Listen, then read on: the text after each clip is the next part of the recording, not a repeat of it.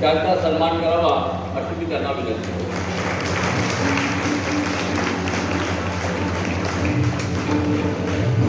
कार्यक्रमात देखील आम्हाला वेळेला आमच्या समस्या समजून घेतल्या आणि आमच्या समस्येवर तोडगा काढण्यासाठी मदत करतो. या पुढील कार्यक्रम हा परत सुरू.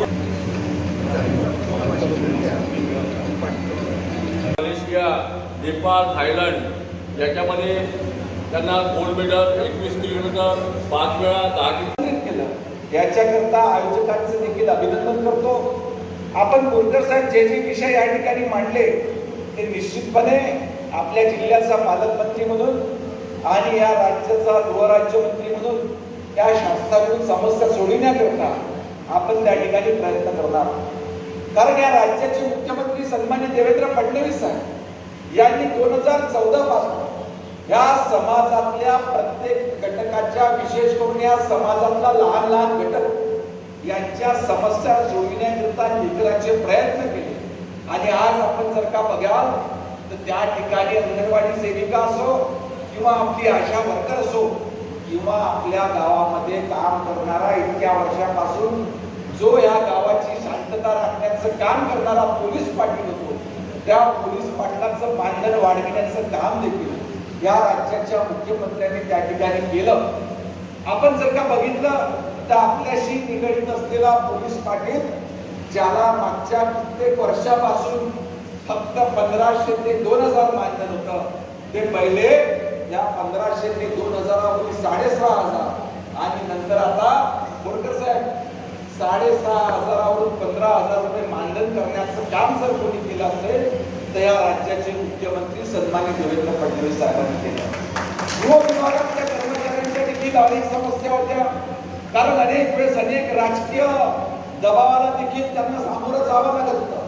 परंतु जेव्हा जेव्हा गृह विभाग हा माननीय देवेंद्र फडणवीस साहेबांच्या देखरेखीखाली येतो तेव्हा सर्व विभागातले पोलीस कर्मचारी अधिकारी त्या ठिकाणी खुश राहतात. कारण त्यांच्यावर कुठल्याही पद्धतीचा राजकीय दबाव त्या ठिकाणी राहत नाही आणि पोलीस देखील मनमोकळेपणाने त्या ठिकाणी काम करू शकतात. आज आपण त्यांच्या वेतनासंदर्भातली समस्या सांगितली, त्यांच्या प्रमोशन संदर्भातली समस्या सांगितली, तर निश्चितपणे आपल्या राज्यस्तरीय कमिटी सोबत याची आपण बैठक घेऊ.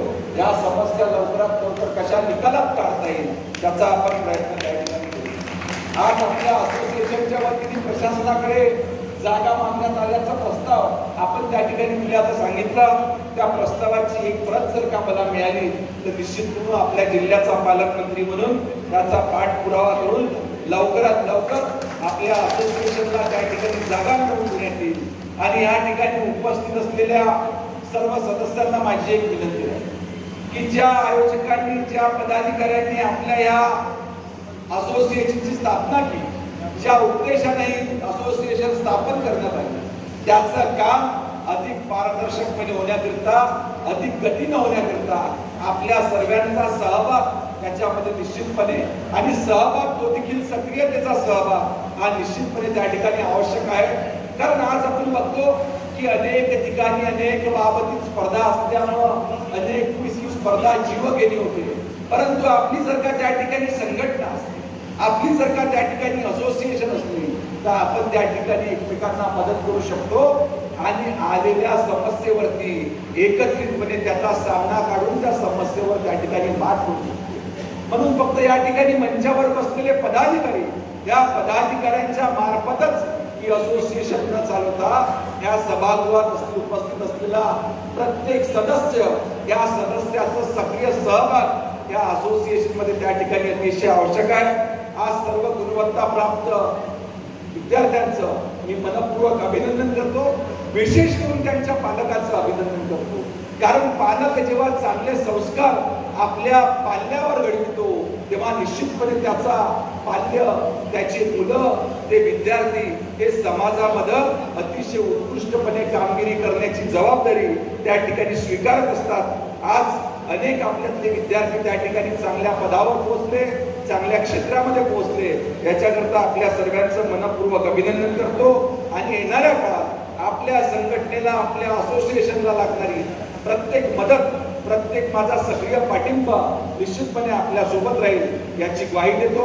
इतर कार्यक्रम असल्यामुळं मी आपल्या सर्वांसोबत जास्त वेळ राहू शकत नाही याची खंत व्यक्त करतो. परंतु निश्चितपणे येणाऱ्या काळामध्ये आपल्या जास्तीत जास्त कार्यक्रमाला उपस्थित राहून आपल्या समस्या सोडवण्याचा प्रयत्न करेल याची ग्वाही देतो आणि माझे 2 शब्द संपवितो. धन्यवाद.